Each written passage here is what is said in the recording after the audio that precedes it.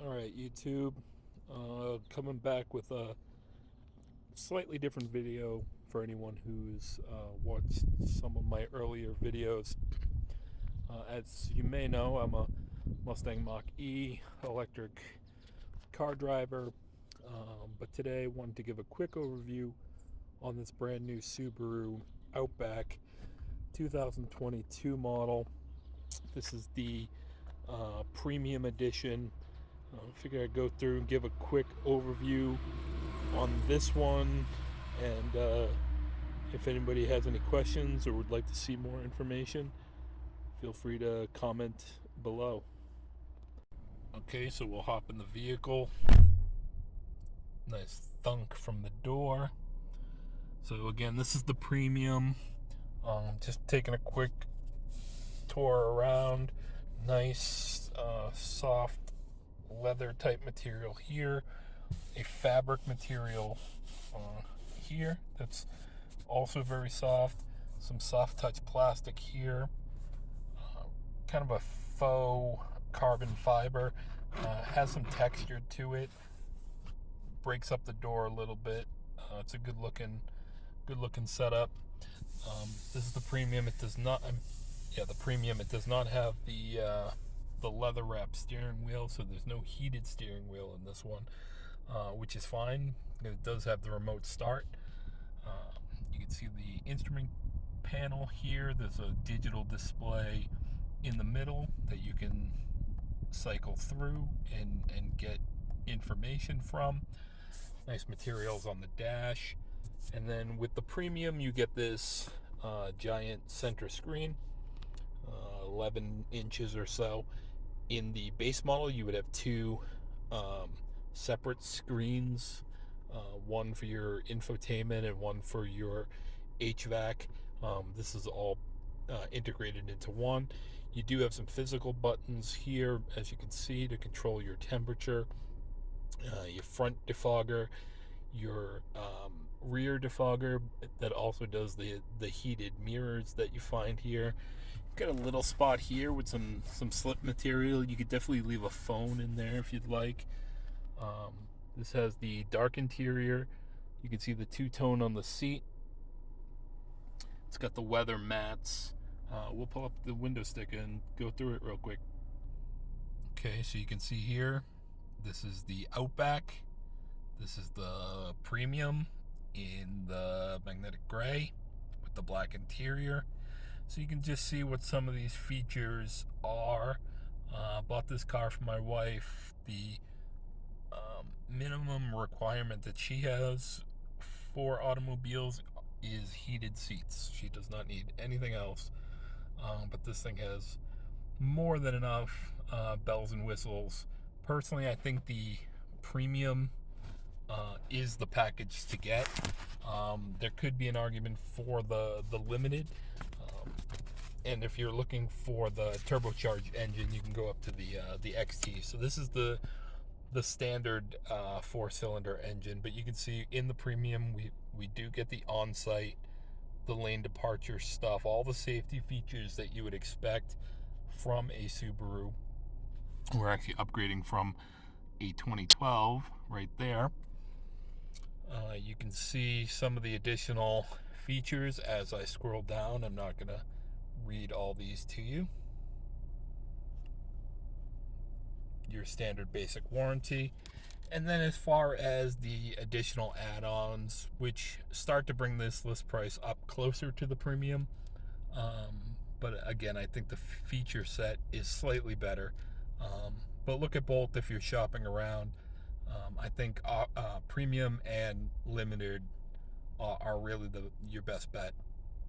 You can see you get some of the power liftgate. This has the remote starter, so you get two key fobs that you can remote start from more short distance, and then you get two long range fobs as well. So you get a total of 4 fobs that will start the car. Like it says here, this comes with the bigger screen. That's this one. All of this together with delivery was a MSRP of $33,686. $33,628. And as you can see by this little additional sticker here, the dealer was asking for a market adjustment price of $38,628. So that's an additional $5,000 on the sticker price. If you're in the market, and I know the market is crazy right now, refuse to pay that market adjustment. I paid MSRP. I was willing to give them MSRP, but not a dollar over. Especially for a vehicle like this, where it's not high-end luxury, it's a mass-produced car, and even with supply chain issues right now, they're still available. There's no reason for a vehicle like this to have market adjustment. But if you're hard up and need a car, then feel free to pay the market adjustment.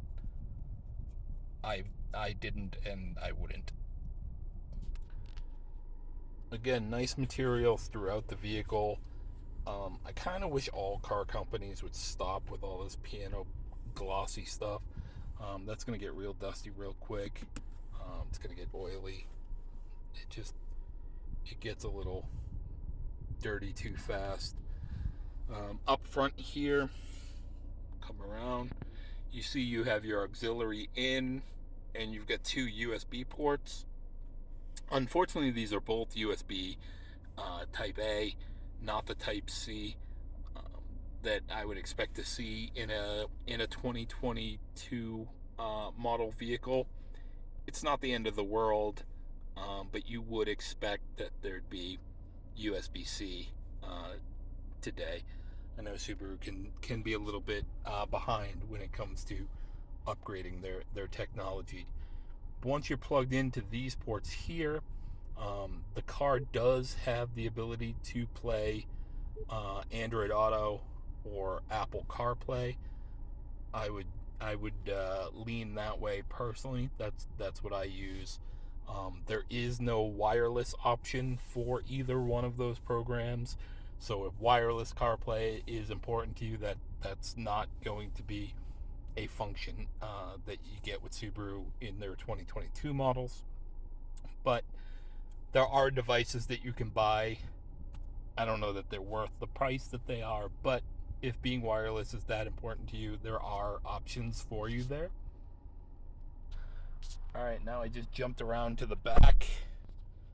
So again, with the premium, you get USB ports here as well for charging. Again, those are USB-A ports. Again, not the end of the world, but you would expect C's at this point. Obviously, you've got a gear tunnel. You're not going to have a flat floor. You can see here, plenty of leg room. There's a child seat in here for our daughter. She'll have plenty of room. That seat's in my driving position. My wife is shorter than I am, so that will be moved up. You can see those materials carry along to the back. You get your soft fabric material here, your soft touch plastic here, that fake carbon fiber, very soft touch leather on the handle. Again, with the two-tone dark. The good thing about the back seat here as well is you've got a lever here, so that if you want to relax a little, and I can't do it while holding the phone, but if someone's sitting in the seat, they can pull that and relax a little. There you go. So if you want to see it relax, you can see that's pushed back a little bit. You can see the difference in space here. You get a little bit more comfort in the back, especially for long road trips. Coming around to the back, you've got the automatic lift gate. This has the weather mats, so you get the Outback branded mat on the bottom here. For the seats, you do have the ability to drop them from the back seat or from the back hatch. I think that's a really good feature, especially at this price class, where those seats are further ahead of you because of the amount of cargo space you have here. Being able to drop them from the back is a great feature. You've got the privacy cover. This is in its most forward position. That's in its most back position. And then as you go ahead, you can see it follows along a little track. Turn that up, and you get kind of a in between, not quite all the way down, not quite all the way back. If we go ahead and take a look under the floor, it does have the hook that would hook up here. But with this thing in the way, I'm not going to be able to get it there. You've got your necessary tools for changing a tire in here. I've got the wheel lock key back here as well. You've got your jack.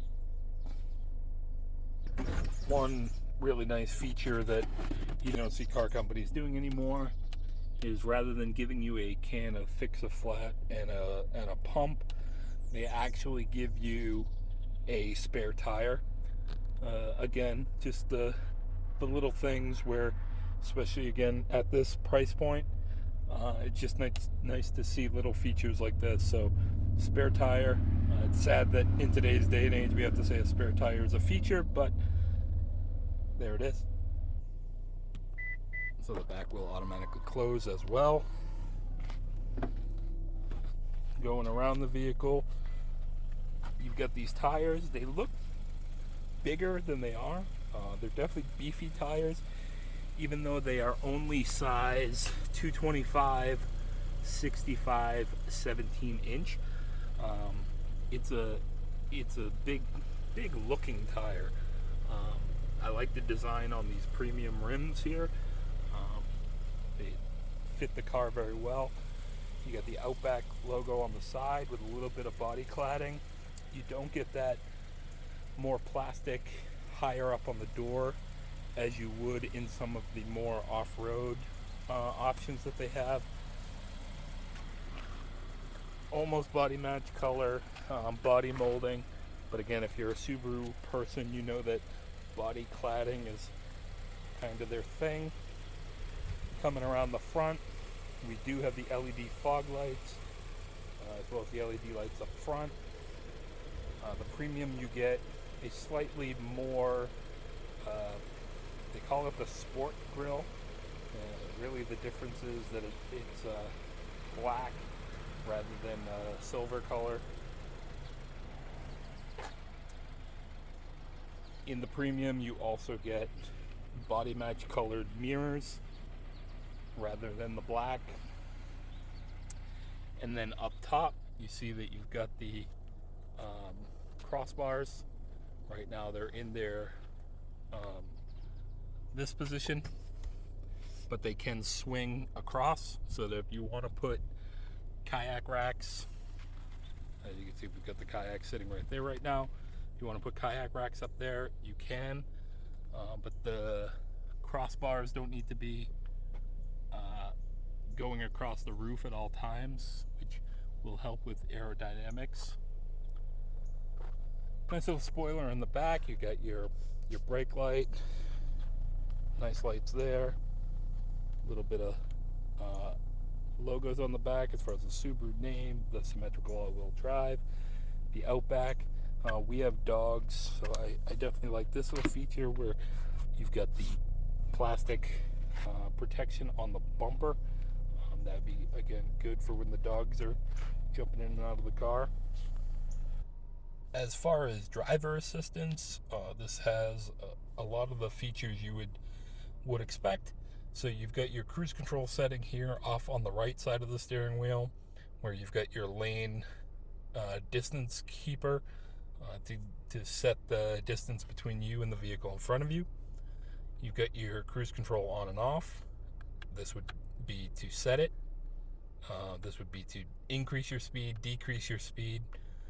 And then this one with the steering wheel, you click that, and it is essentially an auto drive feature, if you would. Not quite the Blue Cruise that I have in my Mustang. You know, it's definitely not Super Cruise that you have in GM products or autopilot like you have in Tesla, but it works really well on highways. It just keeps you in the lane, will take small curves in the road for you. You do have to keep your hands on the wheel and be paying attention, obviously. But if you're going on a long highway drive, it's a good way to help reduce some fatigue. You're not holding the wheel tightly. You can just lightly hold the wheel while you're watching the road. This side you have your media controls, so that you can go ahead and increase volume, change channels, as well as the voice activated buttons. All of your calling features are here as well. This little toggle underneath here will change the information on the info screen in the middle. You do have paddle shifters. I don't know why they always do paddle shifters. I'm not a fan. It's an automatic car. You don't need paddle shifters, but some people maybe like those. Over here, you've got your light setting. I just keep it in auto, so that's your auto high beams, your auto lights when it's dark, as well as automatic fog lights.